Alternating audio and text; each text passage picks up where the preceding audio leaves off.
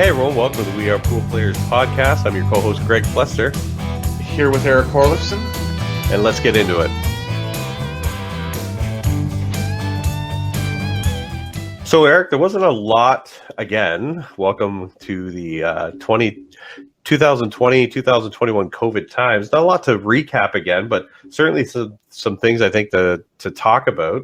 The first one I think we should probably just dive into real quick was the Jeanette Lee fundraiser from Predator, the streaming tournament. Filler won. Like, he is incredible. I know there's a lot of talk about Gorse right now, but like, the guy's an animal, right? Yeah. I want to see him get into these race to 100 games. You know what I mean? Like, I feel like Bergman and Gorse made a game for the end of the month, and, you know, I'd like to see the winner play filler. Oh, wow. I mean, maybe they're scared of him too, right? But I'm not sure. Yeah, possibly. I mean, he's champion, right? Like, but yeah, so Filler won. He beat Mika in the finals, and then Steyer and Noshen were third and fourth. But that's great. That they raised some money for the fund, for the charity, for Jeanette Lee. So that's nice to see. So good on them. It was good to see for sure. We also had for all our North American players, Judd Trump won about $1 billion on the weekend playing snooker. He's like, oh my God, if we could ever get pool to this level. So they had the Gibraltar Open and he won it. So 50,000 pounds for that. And they do kind of like a FedEx Cup type thing. They keep ranking points through all the events. And I guess that was kind of the last kind of kick of the can for everyone to beat him. And it was the only one who could beat him was Mark Selby. And he had to like win. Like, it wasn't even close. Like, and Selby lost in like, I don't know, I think it was like the 16 or 32. Like, he didn't get it. So Trump won £150,000 series bonus. So walks away with 200,000 pounds in 5 days of work. Yeah. But listen, in fairness, and I know some of the listeners, you know, they follow snooker too, and we can all agree, like, Trump's a beast. Like, the guy is an absolute animal on the 6x12. Like, he's incredible. His Q power is ridiculous. And his confidence obviously through the roof. Yeah, so I think in snooker right now, you got your top three players. You got John Higgins, Ronnie O'Sullivan, and Judd Trump. And Trump's the most successful out of those three. I think, you know, Higgins got in a super high gear last tournament. You can see what he's capable of still, right? Yep. And, you know, Ronnie. We all know Ronnie's can turn it on at any time. But I think, you know, if they were to play long races, I think he is the official number one right now. Yeah. You know what I mean? Like, he is the best overall consistent. Well, even in the world. Even the last year, people are saying, like, you know, is he? It's a little premature, but is he the new GOAT? Like, will he be the GOAT? And honestly, like, he's incredible. He might be. Like, he might break records. He's still fairly young. He is incredible. So, you know, it'd be very interesting to continue to watch him grow. And you had touched on the Gorse Bergman. And they're playing even. Race to 109 ball. Yep. So, like, Bergman made the game 9 ball because he's scared to get outbroken playing 10 ball, which is totally reasonable. It must be 9 on the spot. I don't know if it's break from anywhere or break from the middle. You know, the one knock on Bergman is that he doesn't break strong enough. So I think Bergman would want to be able to break from anywhere. But the break from the middle it's tougher. But, you know, if you practice it, you can get that going too. So yeah, it's going to be a good game. They're playing in Illinois, in Peoria, Illinois. So real quick for some of the listeners as well, why would you break from the middle versus the side? Well, no, so you'd want to break from the side, right? Yeah. But they could have made a stipulation where they're forced to break from the middle, right? Like, the corner ball goes in easier from the side rail than from the middle. So you can still make the corner ball from the middle, but you have to cut it heavier and you have to draw it. and now you're breaking from with a closed bridge from the box. So like it's a tougher break to execute. Yeah. But So it's almost whoever can do that better, do the other. Yeah. So who do you think wins? I didn't see any racking stipulations, so I really don't know. But I would think it would favor Bergman more if he was able to break from the side rail. So who do you think wins? I'm gonna give it to Gorst. Yeah. I mean, like he had that dominating performance against Aluna. But yeah, it's just like playing 9-ball. 9-ball is a more offensive game, like for both players, right? So it's really just about getting the break going. I think Fedor is a favorite, but I'm not going to say Bergman can't win. I don't know how much they're betting. So that's the next question then. So pick 3. If you think Gorst wins, pick 3 scores that you think Bergman gets to. Yeah, 70, 80, or 80 and 90. I don't know. It could be anywhere. Yeah. It could be anywhere in there, Kind of whoever goes off, yeah. It's going to be a great match. I'm looking forward to it. Absolutely. Now, instead of a recap, we also have a possible prediction. Speaking of predictions, we have the Hard Times tournament happening. All the top Filipino players are playing. Who do you call winning this? I think Raga's at the top of those Filipino players as far as like long race tournaments go. I don't know what the races are in this one. I would assume it's 11. It looks like a single knockout. Yeah, so it's probably a longer race. It could be 11, 13, or 15. There's 10 Filipinos that are right in the mix that all play very close to each other, right? Yeah.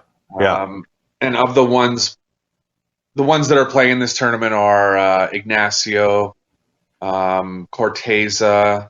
We got Beato. That's who I call. I call Beato from the one side, and I say Jericho from the other side. I think they play in the finals.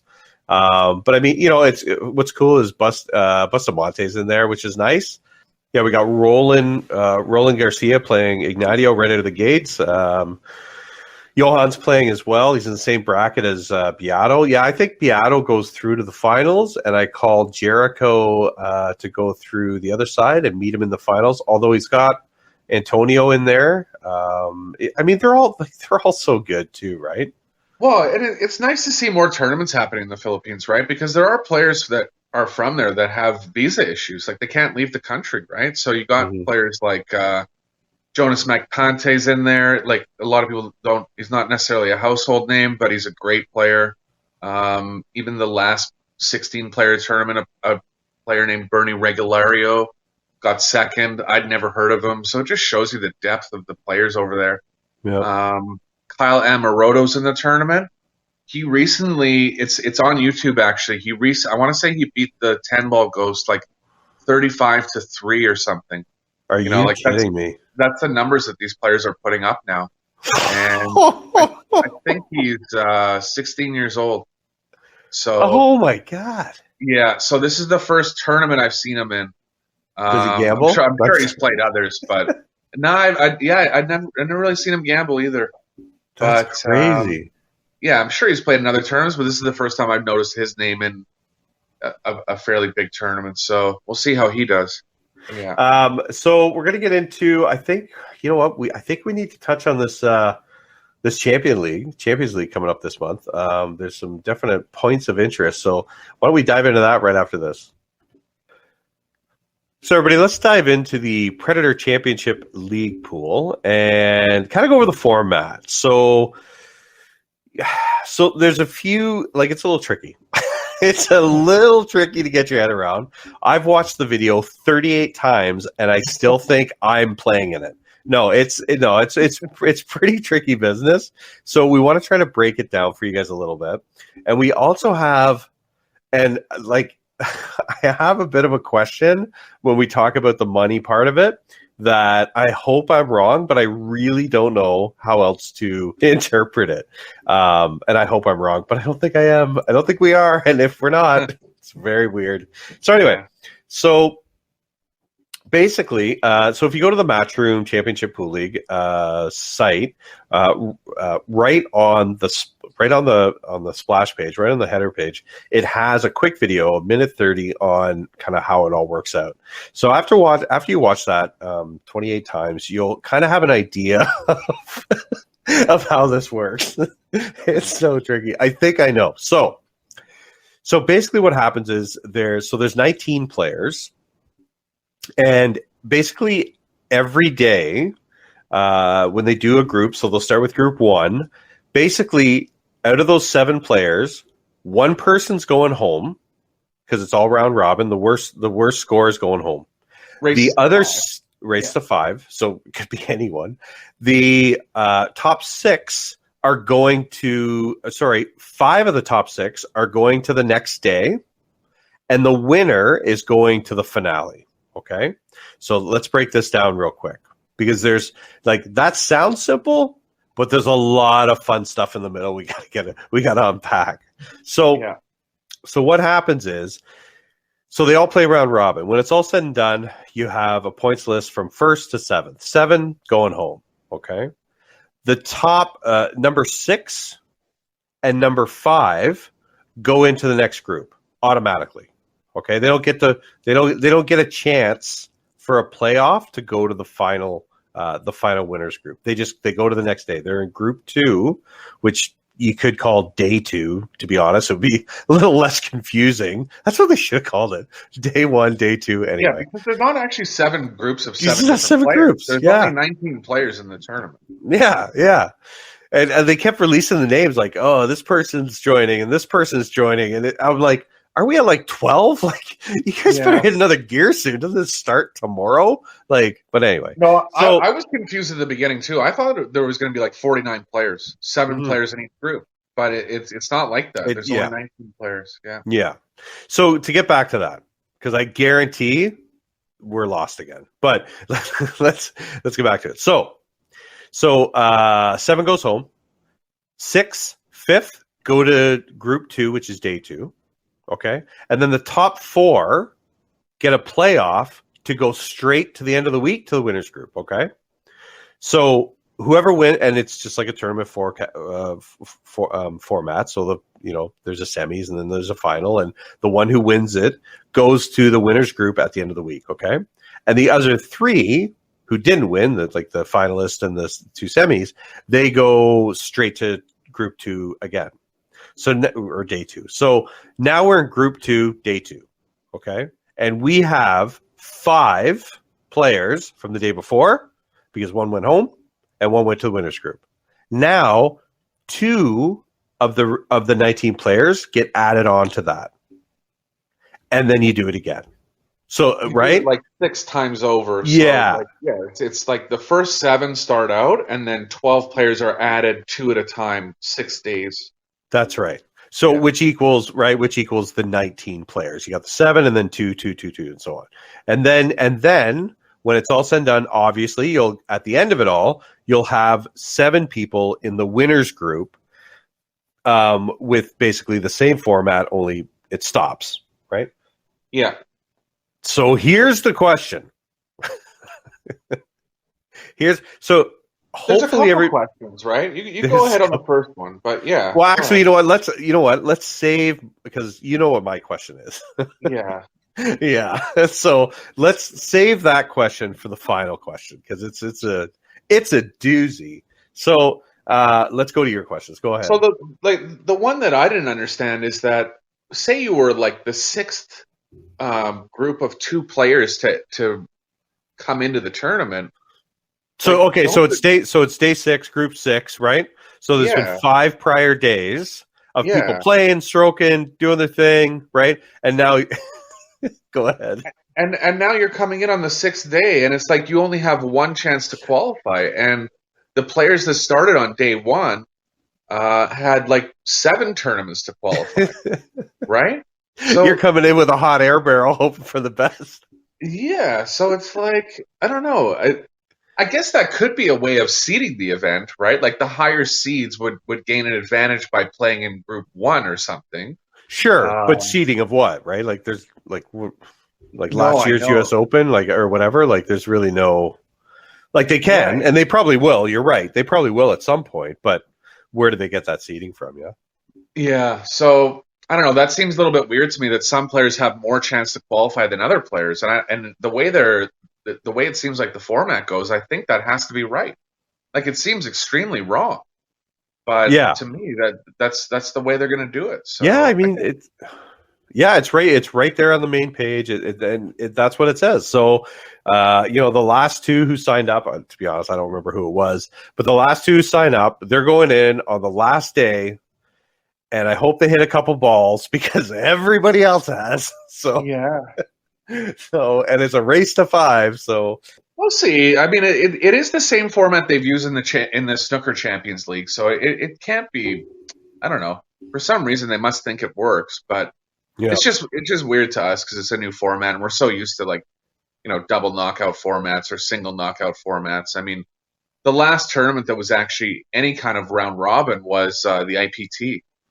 Since then, there hasn't really been any round robin tournaments, and I do like round robin in general because you're able to lose a match, right? yeah, You go to yeah. the U.S. Open, you lose first round. Good luck. Good luck winning the tournament. I mean, Only Mika, only yeah, Mika can do that you're twice. right. You remember that, eh? Yeah, Yeah. yeah. He lost in the 100 round of 128 one time. And there was 256 players, and he came back and won the tournament. And in all fairness, like I'm sitting here laughing because it's easy from a fly on the wall to kind of poke some holes in it, right? So Sure. it obviously works because it works with snooker as well. So they're not going to wing it, that kind of investment and the production value and so on. So it does work. What I find intriguing about it is there's so many spinning plates that you have to pay attention, right? So there's more to the story now with this rather Yeah. than you and I play, the winner goes there. Those two play, the winner goes there. That Sure. person lost, goes to the B side. Like it's almost the way we play pool right now is almost too linear, if that Yeah. makes sense, right? Just ding, Yeah. ding, ding, ding, finals, right? Now you've got this, you got to follow that, and it's almost like football. Like, what's this do, and then that, and like, so you kind of really have to keep up with it, stay on top of it, and that's I think where the intrigue comes in. Follow their group. There's lots of different matches. There's lots of things happening. It's not linear at all, and I think that's where maybe the intrigue is, and that's why I'll watch it too. Right? Does that make Sure. sense? Yeah, and there's going to be a lot of pool, right? I Mm-hmm. can't. It's hard to think of the amount of matches that are going to be played, but we're probably talking like around 50 matches at least. Yeah. Yeah, there's going to be a lot. So very interesting format. The other thing we should probably touch on is the players that dropped out. So when there was a revision, remember the last podcast we had the unofficial official or whatever that was. But I don't know. I still didn't see an official kind of announcement. I don't think there was. No, but apparently they can wear it under the Predator badge, which again we talked about. It made sense, but they're not there, right? There's no Shane, there's no Sky, like they're not back. So the question is, and what are your thoughts on this? Is that them saying, yeah, we're not going back? I think it's three. One is, yeah, we're not playing in it, like we meant it, right? Regardless of what you revised. Or is it two, they're making a stand to say, we're definitely not playing it because of what you did. Or three, it was too late. Matchroom's not bringing them back, right? Like it's only 19 players. Listen, I'm going to say something maybe that I shouldn't say, but like if it was 50 or 100,000 first prize, I think they would have made a bigger deal about it. Do you know what I mean? Like I hate to say it, but it's almost like like maybe they don't really want to go. It's only 10,000 first prize. Do you know what I mean? So because if they really did revise, them being allowed to wear their patches, I can't really see their sponsors saying, "Well, you can't go because Predator's going to be on your shirt." Like, isn't that a little overboard, right? Yeah. No, I agree. But listen, the other thing to bring up is, I think, and I hope I'm right on this, that every player in the tournament is a Predator sponsored player. How do you like that? Is it really? Maybe, Is it really? Maybe Niels isn't. No, Niels is for Longoni, so not every player, but Okay. I want to say like at least 16 of them are sponsored by Predator. And Wow. That's I think another thing to note too is that like there's no Filipinos in the tournament because they probably can't leave the country, right? yeah. They can't Yeah. they can't fly for those, to a tournament like that right now. They probably have restrictions. I don't see how there couldn't be like even one Filipino in the tournament, right? So I think going forward, Matchroom is going to kind of run into these things about like what players can actually play, right?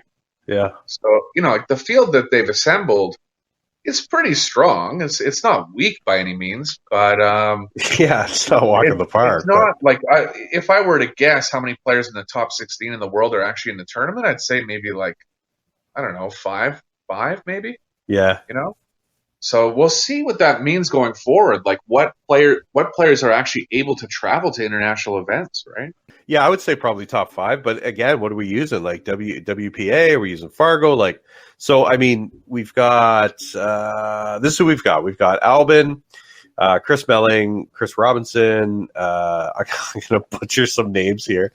Catchy, Filler, Kelly Fisher, Niels, David Alcade. Oh, meets Fortuniski. That Fortuniski, by the way, is a beast. Yeah. Billy Thorpe's playing. Oh, so not Predator. We've got Appleton, Right. Christina, Oi, Alex, Kazakis, Casper, Yasmin, Dennis, Mark, Bister Blotch, Yeah. and Roberto Gomez. Oh, I mean, they're all good, but yeah, like who's guys in the top 10 in the world there, I'd say it's like Ocean Filler. Yeah. Alcade is in the Casey. mix there, but I mean, like, you're missing Filipinos, right? Like Roberto's over in the U.S., so he's able to go. But like it's you're missing Filipinos, you're missing Taiwanese, you're missing Chinese, right? So it seems like you would think that they're under restriction and not able to travel. You're missing we'll the the rest of their schedule. Filipino field players, and you're missing the robotic Taiwanese players. Yeah, like it's. But anyway, either way, it should be entertaining, and I think that's that's what I'm going to take out of it is the entertainment value of it. Sure. Just the format and see how it goes, see how it flows. That I think that part will be exciting because if you're watching a golf tournament, there's nothing better than seeing that final putt. Yeah. And because we've got dailies, right, and these groups, you're going to kind of see a final putt 7 times, which is kind of neat. For sure. So it's a very interesting format.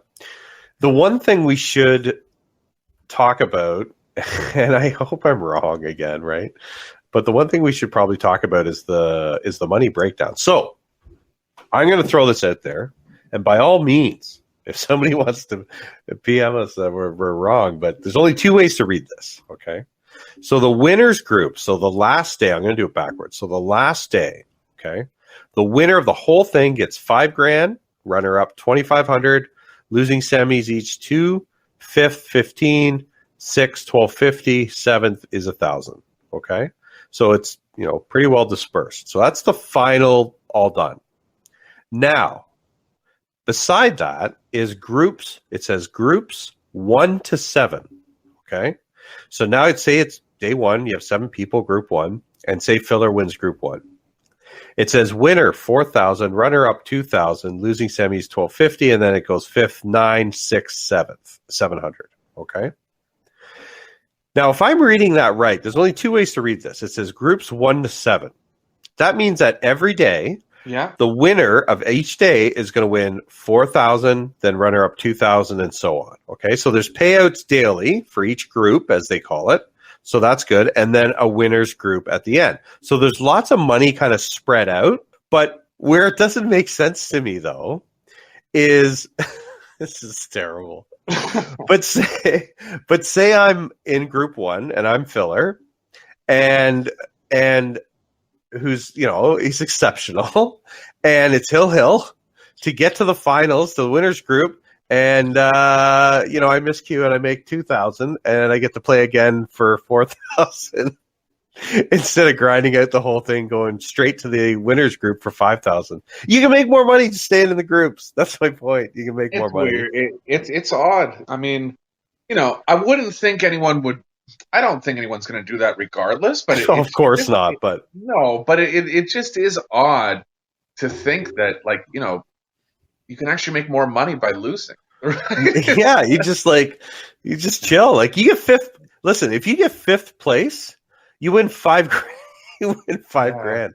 If you just kind of hit the ball around and kind of break it. But anyway, like, it's good that it's well dispersed. Like, that part's great. I don't mean to pick on it, but here's the thing. If the winners group, right? If the winner of the whole thing got 30,000, right? And the runner up was like 15, like pretty heavy money, then groups 1 to 7 or day 1 to 7 getting 4 to 12, 4 to 12. Now it makes sense. Like that, Sure. That makes sense. But when each day is getting 4 to 12 and the winner of the whole thing gets 5, 25 and 2, meh, I'm just saying. No, I know. It's odd. And again, it gives such a big advantage to those players starting on day 1. Right? Oh, it's massive. Like, imagine you come in on day 6 and you only have one shot at that, 4,000 to 700 prize pool. You only have one shot at it. The guys that start on day 1 have 6 shots at that money. Right? They can just keep swinging. Like he'll miscue for $2,000. What's up? Just keep coming back for the loot. No, I know that's not. See how it all unfolds, but it's just a couple things that we actually took the time to look into it today and see how exactly what was happening, like how exactly the tournament was going to go, and it just seems a little bit weird. Yeah, and hey, listen, we're poking fun at it again because there's some funny things. That's all it is. I mean, at the end of the day, it's great to see that we're going in the right direction. Are there going to be some gaps? Absolutely. There are going to be some hiccups? Absolutely.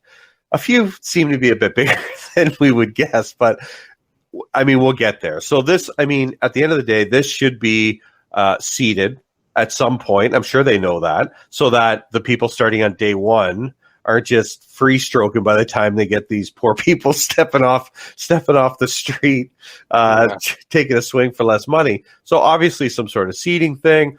Obviously the money's going to be better in the winners group as it goes on, probably next year, because that gap's just, forget that it's $5,000. Not enough. The gap's there's not big enough gap there, right? And then hopefully they figure out the whole player thing, and Shane could be there, the Filipinos, the Taiwanese, and but that's a little bit out of their hands, right? But so it's good that it's happening. I'm very excited to watch it. I like how the format kind of goes. I'm interested to see how it plays out. But we're just having a good time and just throwing some spears at it. But anyway, it should be good. So with that said, we are kind of coming up to the half-hour mark. I do want to say real quick, thank you everybody for the support for Erik and I. It's been fantastic. We've got a lot of subscribers, a lot of people listening and downloading, the feedback, and the PMs are coming. So don't forget, click on that subscribe button so you can get those notifications to you, and give us a rating when you get a second. Take the time if you don't mind. We really appreciate it. And again, we really appreciate the support. So I'm your co-host, Greg Plester, and I'm out. Thanks for listening, guys. We'll see you next week. Do you want to just read what it says on the website, like as far as a description? Did you ever like reading in front of your class in school? Now I got to read in front of 500 people? Great. I'm just kidding. All right. Yeah. Okay, let's do that. Okay, here we go.